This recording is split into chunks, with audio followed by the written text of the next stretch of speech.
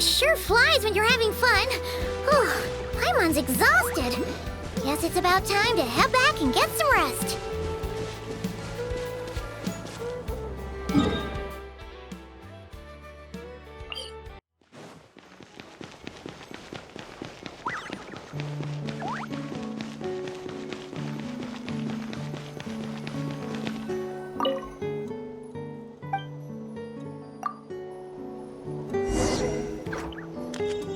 Morning, Traveler. Morning, Paimon. Thought I'd come over and say hi, puffer, floaters, and all. Morning, Mualani. How are you so full of energy? Weren't you the one partying the hardest last night? That was last night. I got a good night's sleep, and now I'm good as new. Here, take this. It's your prize for completing the album. I picked yours up, too, to save you the trip. Wow! Thanks, Mualani. That was so nice. When it comes to helping people, a good guide always thinks one step ahead, right? Oh, and speaking of work, I guess our vacation's almost over, huh? Probably for the best. If I don't head back soon, I'm worried my little doggy won't even remember me. And after talking to the others, it seems like everyone is just about ready to get back. Some are missing their families. Others are going through dandelion wine withdrawal, I guess. Even Chaska seems to be feeling it. Not that she'd ever admit it, but I have noticed her gazing back towards the Flower Feather clan at night. But summer's not over yet, so I say we squeeze a few more unforgettable moments into the time we've got left. Like another group photo. Hey, how about taking one right here? After all this time, Paimon's grown kind of attached to this place. Great idea! Why don't you spruce up this wall, and I'll go gather the others. See you over at the plaza!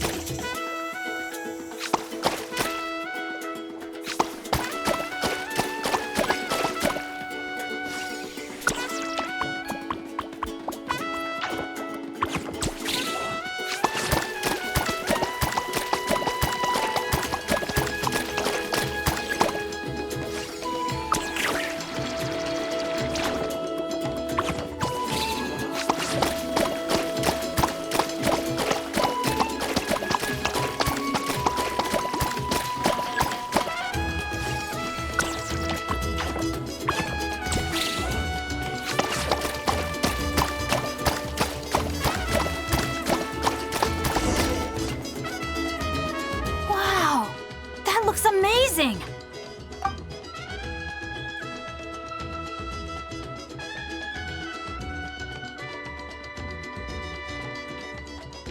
Guys, over here! We're gonna take a picture together! Oh, not bad, not bad. You're all looking full of energy this morning. Not a trace of bedhead or dark circles in sight. Whoa, you even look out for stuff like that? Well, what kind of guide would I be if I didn't pay attention to the details? Yeah, and what kind of bard would I be if I didn't appreciate a good drink? What's that got to do with anything? Somehow, though, I know exactly what he means. Do you really think that? Or are you just playing along to keep Tone Deaf Bard happy, too? I see no harm in a bit of nonsense. Here, put on this Asha headband. It's a souvenir from the rest of us.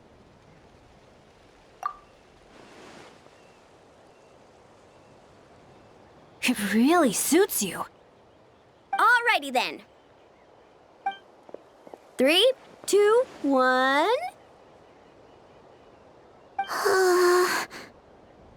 Paimon? Sorry. All that nonsense has got Paimon's head muddled.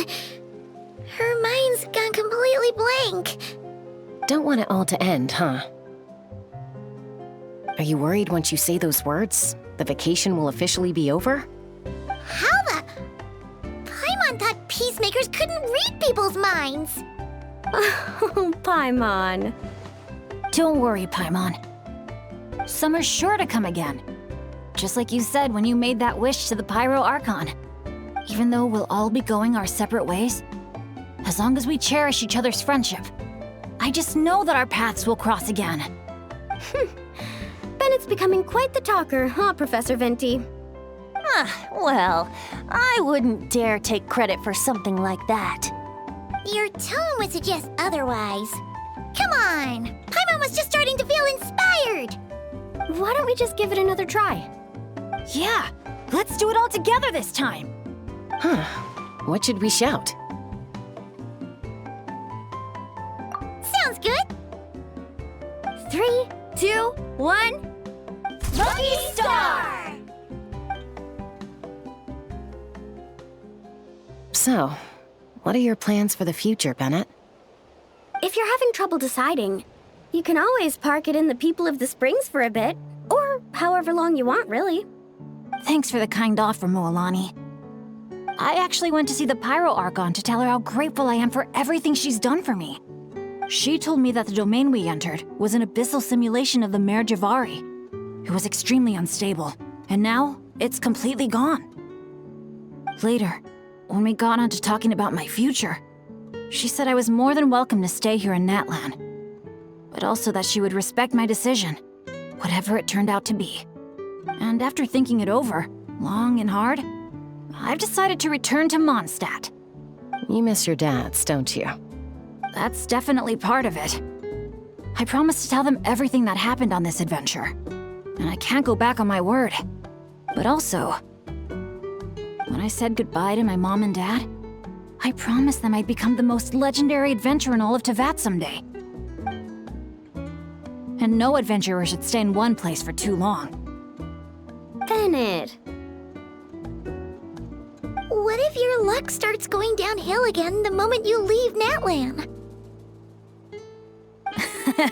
It's fine. The warmth and kindness I've experienced on this adventure is enough to get me through all the challenges that lie ahead. As I attempt to shape my own fate, I want to take that same kindness and pass it forward. That's something I've always believed in. Hear, hear! To our leader! To our leader, Bennett! Cheers!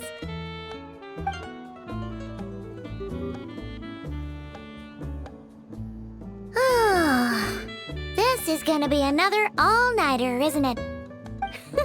The fun never stops. Who's up to perform next? Bennett's almost fallen asleep several times now. No. I can still keep going. Go get some rest now, guys. And seeing as you've still got the energy, I'll leave the cleanup to you, Mualani. Huh? Why me? Traveler, perhaps you could join me for a walk? I know a great spot.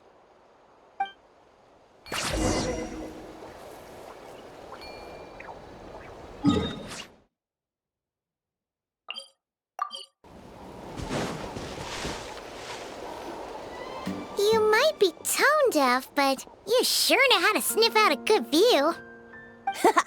Glad you like it. Some stories aren't meant for the birds, only for the stars high in the sky. More like a story that begins with time itself. Long, long ago, time began to write the story of this world. To her, all living beings were equal, both in their value and insignificance. Like an ancient scroll, she engraved upon her memory all people, all events, all encounters, and all farewells. Back then, as an animal spirit, I had a chance encounter with Time at the Thousand Winds Temple. Hearing my wishes, she entrusted me with fragments of her power and authority. Sounds like you've heard the story of Time in the Wind before. Charming, isn't it?